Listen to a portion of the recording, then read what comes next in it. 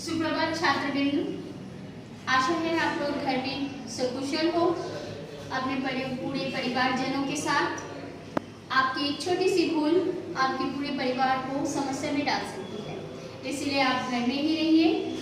घर में अपने परिवारों के साथ संपर्क अच्छे बनाए रखिए और छोटे भाई बहनों को भी घर में संभाल के रखिए, उन्हें समझा कर रखिए और बार बार हाथ धोने मत भूलना। हाथ धोना अति आवश्यक है। आज मैं आपके सामने जो पाठ लेकर आई हूँ वो उस पाठ का नाम है किफायत। किफायत अर्थात बहुत खर्चीला और हम उस खर्च से किस तरह हमें बचना चाहिए। हमारे बीच में, आप लोगों के बीच में बहुत बच्चे ऐसे हैं जो बहुत जिद्दी होते हैं। ये पाठ भी उसी पर आधारित है। एक जिद्दी बच्चा किस तरह से अपने पैसे, अपने माता से पिता से पैसे लेकर खर्च करता है और उन पैसों का क्या कुछ खाता है। हमें बाहर की चीज़ें को अधिक नहीं खाना चाहिए, क्योंकि बाहर मक्खियाँ भिनभिनाती हैं, धूल पड़ते हैं, तो इनसे हमें हमेशा बच के रहना चाहिए। तो ये एक मोती टापू नामक एक स्थान है जहाँ पे एक बस्ती है। उस बस्ती में जाने के लिए हमें बहुत से समस्याओं का सम्मुख होना पड़ता है और उस बस्ती से निकलने से भी हमें बहुत से समस्या का सम्मुख होना पड़ता है। उस बस्ती में अप्पा राव नाम का एक बालक रहता था, जिसके माता पिता शिक्षित तो थे ही, पर उनका बेटा अप्पा राव बहुत ही जिद्दी था।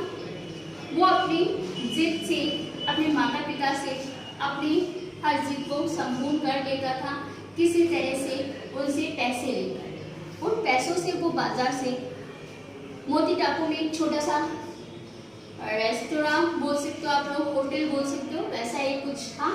उस दुकान से बार बार कुछ ना कुछ लेकर, इडली डोसा ये सब लेकर खाता रहता था।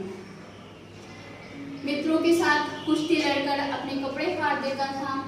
कक्षाओं में जो हमारी जो आप लोगों की किताब है और जो भी लिखित सामग्री है, पेंसिल कलम, ये सब नष्ट कर देता था।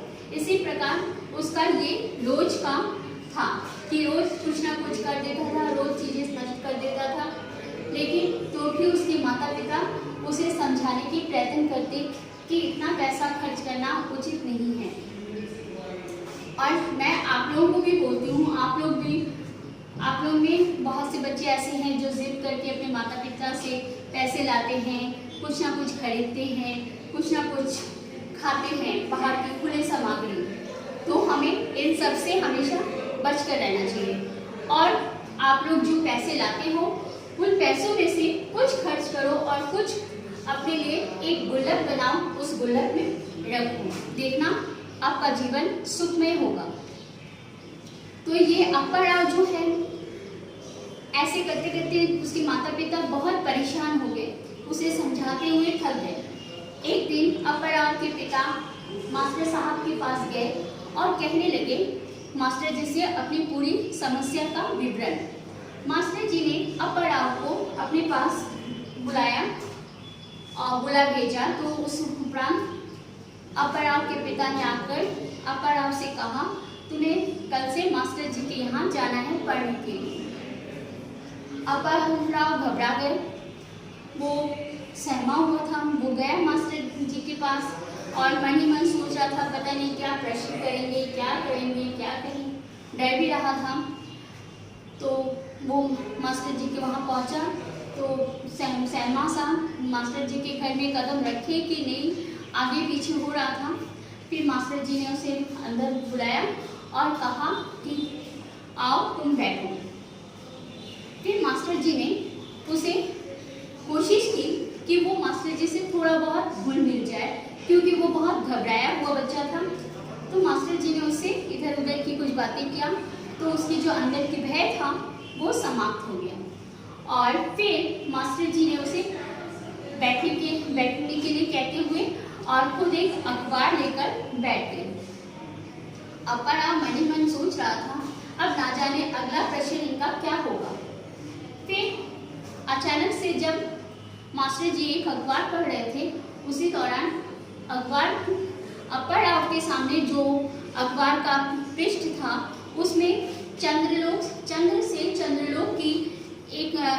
चंद्रलोक की ओर जाता हुआ एक रॉकेट की तस्वीर थी। तो अप्पा राव मन ही मन सोच रहा था और देख रहा था उस तस्वीर को। फिर मास्टर जी से उसने प्रश्न किया, ये रॉकेट कहाँ जा रहा है, कैसे जा रहा है, हाँ तो ये क्या सच है ये घटना। तो मास्टर जी ने कहा हाँ। जब मास्टर जी ने देखा उसके अंदर जाने की इच्छा जागरूक हुई है तो उसने और भी प्रश्न किया। मास्टर जी ने उसे और उत्साह दिया कि तुम उसे मन ही मन मास्टर जी भी चाह रहे थे कि अप्पा राव से उनसे और सवाल जवाब करें। तो वो मन ही मन सवाल कर रहा था, क्या हम सब जा सकते हैं। तो अप्पा राव इसी तरह मास्टर जी से भिन्न प्रश्न कर रहा था, परंतु अप्पा राव को मास्टर जी ने कहा कि हम जहाँ रहते हैं वहाँ से निकल कर जाना बहुत ही मुश्किल है। वहाँ जाने के लिए हमें पहले लंदन मद्रास जाएंगे, फिर मद्रास से हम लंदन जाएंगे, उसके बाद हम चंद्रलोक जाएंगे। उसके लिए हमें बहुत सारे पैसों की ज़रूरत है।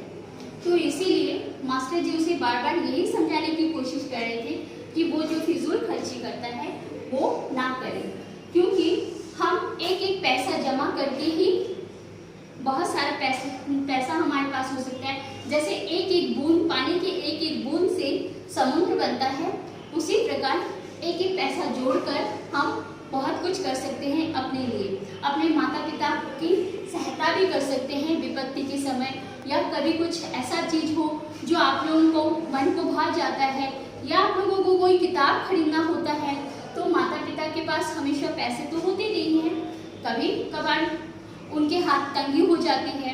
तो फिर आप अपने जो बचाए हुए पैसे हैं आपकी गुल्लक में, आप उन पैसों से अपने लिए किताब खरीद सकते हो, है कि नहीं।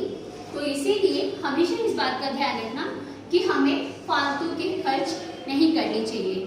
हमें हमेशा उतना ही खर्च करना चाहिए जितना आवश्यक है, और ना ही अपने माता पिता से अधिक जिद करना चाहिए। इस प्रकार अप्पा राव के मास्टर जी ने अप्पा राव से कहा, हम यहाँ से पैदल जाएंगे, काफ़ी दूर हमें जाना होगा इस मोती टापू से। पैदल जाकर बरसात में कीचड़ घुटनों तक कीचड़ को पार करके फिर हम नाव में सवार होके फिर हम एक बस से एक शहर में जाएंगे।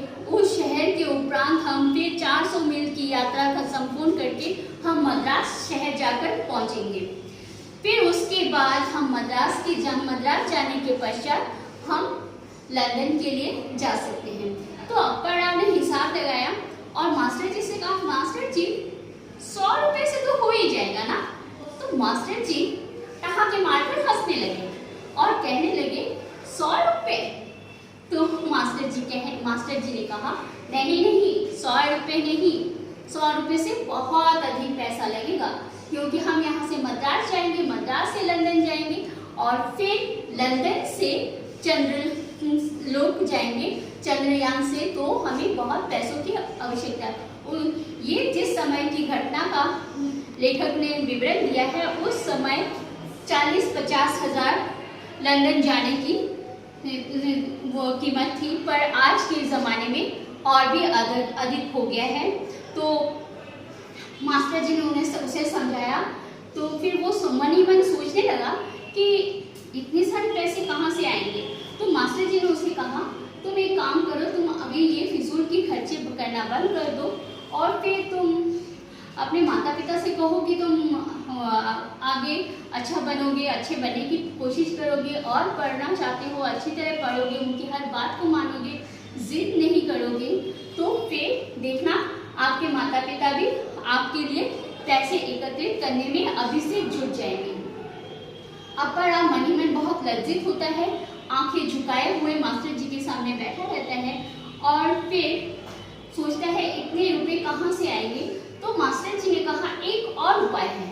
अप्पा राव में उत्साह जागी, अरे शायद कोई सरल उपाय निकल गया हो, मास्टर जी ने शायद कोई सरल उपाय निकाल लिया हो चंद्रलोक जाने के लिए।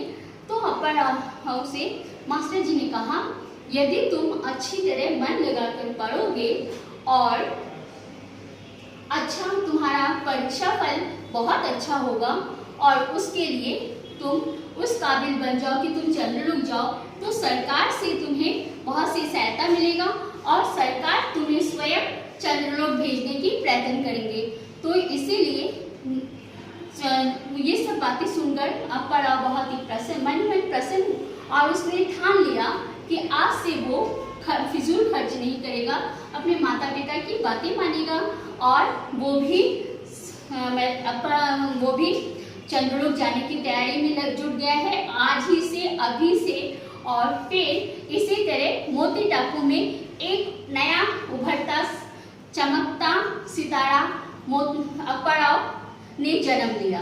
तो ये था हमारा पाठ किफायत। अवश्य आप लोगों को अच्छा लगा है, आप लोगों को समझ में आया है। ये पाठ से हमें ये शिक्षा मिलती है कि हमें कभी अपने माता पिता से किसी से भी जिद नहीं करना चाहिए। जिद से हमें किसी चीज की हासिल नहीं होता। हमें सोच समझ के हर कदम रखना चाहिए और अगर हम सोच समझ के कदम रखते हैं तो उसके उपरांत हमारा भविष्य उज्जवल होगा। तो ये था हमारा आज का पाठ। अगर आप लोगों को कोई प्रश्न आप लोगों के भीतर में जागता है, उजागर होता है, तो अवश्य आप लोग मुझसे संपर्क करें और इस पाठ को ध्यान पूर्वक मन लगाकर पढ़ें। और अगर मैंने तो आप लोगों को पूर्व ही इस पाठ के जितने भी व्याकरण है, प्रश्न उत्तर सब कुछ दे दिया है, फिर भी अगर आप लोगों को कोई समस्या हो तो आप लोग अवश्य ही मुझसे ताल्लुक बनाए रखें, संपर्क बनाए रखें। मैं आप लोगों की हर समय मदद करूंगी। धन्यवाद।